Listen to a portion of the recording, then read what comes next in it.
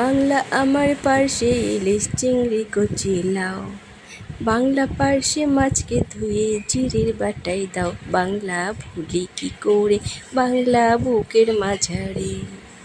তো আজকে আমি রান্না করব পার্শ্বে মাছ। তো ভাপেও বলতে পারো, সর্ষে বাটাও বলতে পারো।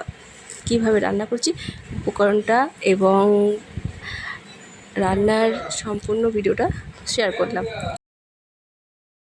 তো আজকে দেখো কি মাছ এনেছে, এটা হচ্ছে পার্শে মাছ। আর পার্শে মাছটা আমি কীভাবে রান্না করছি দেখো, একবারে রান্না করব যেহেতু। কালো জিরে দিয়ে দিচ্ছি, এবার মাছটা দিয়ে দেবো। মাছ নরম দেখলে ভয় পাবে না, এইভাবে রান্না করবে একটু খারাপ লাগবে না।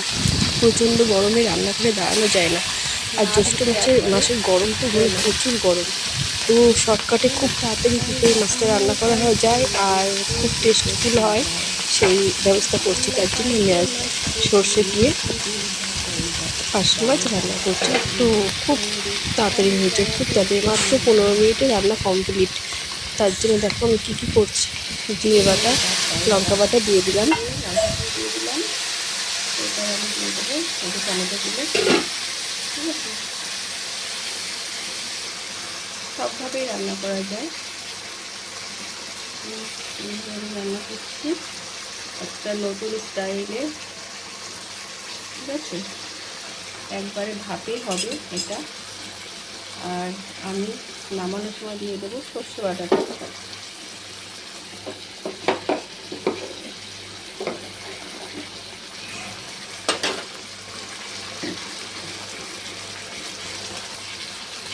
ঢাকা দিচ্ছি, 5 মিনিট পরে আমি সর্ষে বাটাটা মিশিয়ে দেবো। তো দেখা যাক,